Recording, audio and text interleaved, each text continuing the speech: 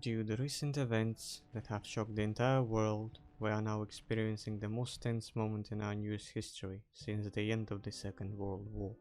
I'm talking about Russian intervention in Ukraine. Such brutality from Russia and its people against Ukraine is unthinkable. How can Russians support these criminal actions of the government towards neighboring state that was close to them in the past? What is the reason for them to encourage this conflict? These people had nothing against Ukraine before the 24th of February. What have changed their mind? Мною принято решение о проведении специальной военной операции. In this video, I will answer this question. But first, I have to tell you something about these two nations in particular.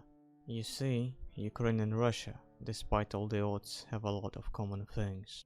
There is no such big difference between the two, like on contrary, Ukraine and Russia are connected to each other by traditions, religion and historical events.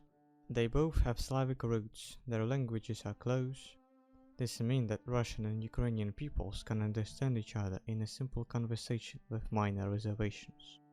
Both countries are Orthodox Christians, they have shared customs between each other despite having different churches. Another factor is that Russia and Ukraine have similar traditions and culture, because Ukraine for many decades has been under Russian control. For different periods of time, this state has been a subject of Muscovy, Russian Empire and the Soviet Russia. That's why both countries are kinda similar.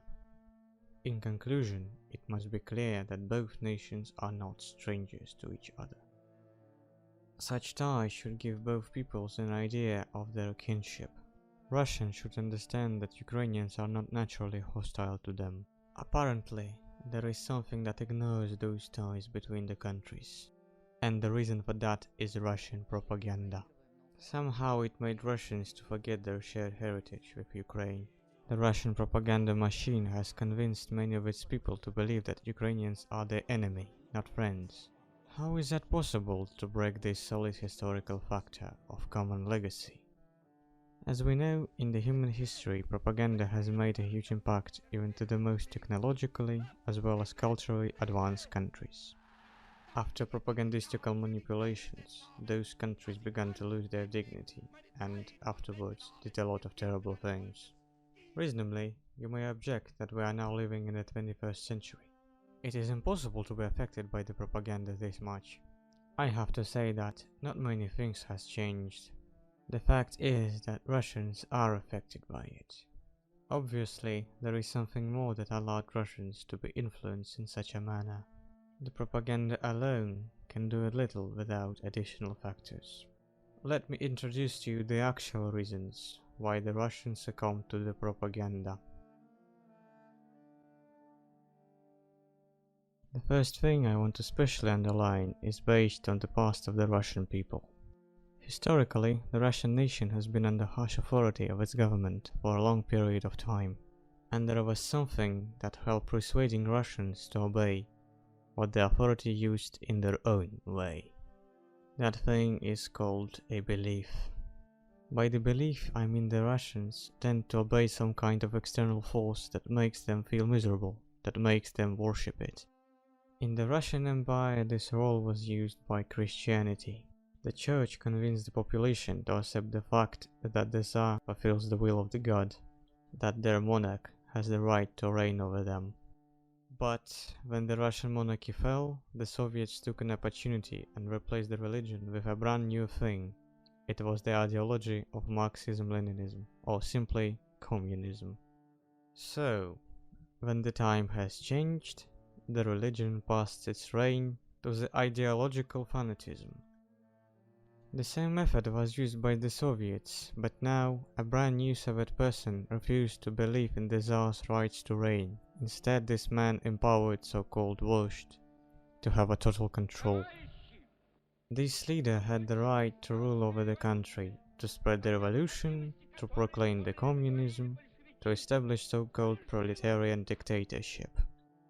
When even the Soviet regime fell, the communism and the Christianity became equal forces in terms of influence over people in the newborn Russian Federation. Basically, I want to say that the Russian Federation has used the experience of belief from the past in the present. Even now, the people of Russia are influenced by the same power, but the name has changed. That's why a lot of Russians took so-called SVO as granted, because of the same thing. But for now, this is not the faith, not even the communism. This is the idea of Russian world. This explains that whatever happens to Russia, there would be something that the population would want to worship, and what the government would want to use. I can't describe it otherwise than Russian biology. It is something that they have from birth. It drives them under some authority because they can't or won't think for themselves individually. Thus, such factor explains why the Russian Federation has created their own cult. That's why I do believe that the general Russians are affected by it. There is no other option. The next reason is far-reaching illiteracy among the Russian people. They have an extremely low level of knowledge about the external world, about how politics works, and moreover, they don't even know their own history, the true history of Russia. All of that is a direct consequence of what they have been taught in schools. The reason for this is a failure in the Russian educational system. Back in the Soviet era, the Soviet nomenclature intentionally reformed the Russian educational system to be non-efficient. The system was meant to give less amount of knowledge to the population, so they will be less educated. Thus, they will have lesser questions to the government's policy. Such methods give another lever to the government to have better control over people. It explains why there are so many illiterate people among the older Russians. The educational system in totalitarian countries such as the USSR was used primarily for propaganda purposes. The Russian Federation uses the same method. As far as I know, recently, Russia has added a new subject to its educational program, which is called the Talks of the Important. The Talks of the Important tells the younger Russians about the evil collective West, about the nationalists in Ukraine, about how Russian-speaking population was suppressed. This thing is mainly dedicated to brainwash the Russian youth, so they would be ideologically prepared. This example gives us a hint that the Russian Federation goes the same way as its predecessor, the Soviet Union. There is no need to explain what that means, isn't it? In general, the educational system puts a lot of effort into propaganda when there is a totalitarian regime in the country. I can't call the Russian regime totalitarian yet, but we have something close to that. And finally, the third reason. Both of the two factors are somehow connected with the past, but the next one would be about the present. That is a feeling of resentment among the Russian population. The Russian citizens feel this way because of the negative reaction of the entire civilized world. You know, the war which we are trying to stop and which was launched against us using the Ukrainian people. Economical sanctions as well as absence of the international companies made it possible. I always felt myself confused when someone in Russia speaks out how bad all these companies and countries treated the Russian state. Those people can't understand the cause and effect connections of the two events. It is impossible to them. Such strange attitude has led them to another bigger mistake. This led them to the conclusion that these countries are Russophobic. What an absurd! There is no other reason for the international community to hate Russia. The Russian Federation has never been under such pressure as now. I do remember the days when no one was disappointed in the state, when Russia was just a unique eastern country to everyone. Somehow the citizens of Russia created some sort of conspiracy theory. They would rather believe in such drivel than in the fact of Russian actions that caused it. A quick conclusion. The Russians who think that the Russophobia is the reason are not very good at logic.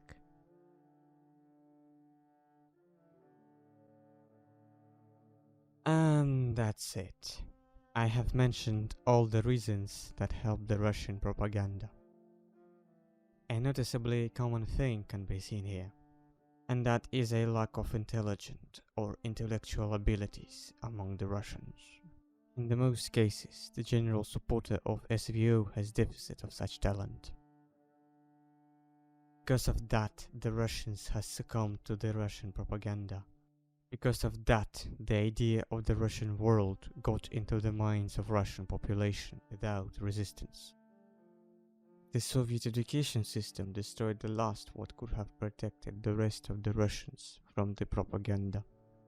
The strong predominance of emotion over logic has created the background for such crazy theories like Russophobia. Poverty has made all the stuff even worse.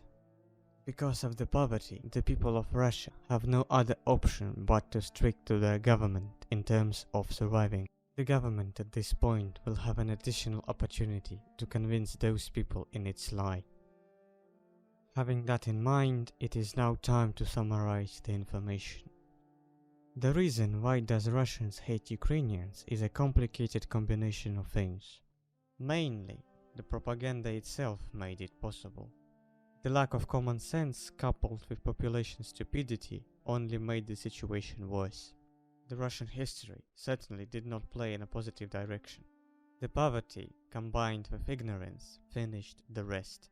Thus, it makes it obvious that the Russian problem is far deeper than expected. To cover the entire picture, it will take you thousands of hours studying Russia, its history, and its people. Yet, a remark is required here. All of the reasons and facts that I mentioned today is not meant to describe all the Russians. It would be a lie if I say so. Such context is required to clarify my intentions. There are many small people in Russia who have enough data to analyze the situation, and there are many people who are not affected by the Russian propaganda. Basically, what I have said in this video cannot be applied to them in any form. With that mentioned, here is what I think of that. I cannot describe how terrible it is to hear such an appropriate hostile attitude towards Ukrainians. Personally, I can't understand it. I can't feel that way towards Ukrainians. These poor people did me nothing. My attitude to the most of the Russians has changed drastically since all of that. It appears that there is a ton of people who is pleased seeing Ukrainians suffer. And that fact makes me insane. It is impossible to change the mind of these people. Perhaps only the same counteraction of destruction and pain may open their eyes. If you do want to help the Russians, you have to help the others. So, that was it. This video might be considered as biased, but everything is biased nowadays. There is no objective truth, only the facts, and they are not promising. For now, thank you for your time. I would be glad to see what you think of this particular topic. This video made me to do a huge ton of work, despite it is too short. I mentioned only the most relevant facts to me. Please, do leave a comment and let me know your opinion. If you have any objections, you may also share them down below. That said, the only thing I want to say is, until the next time.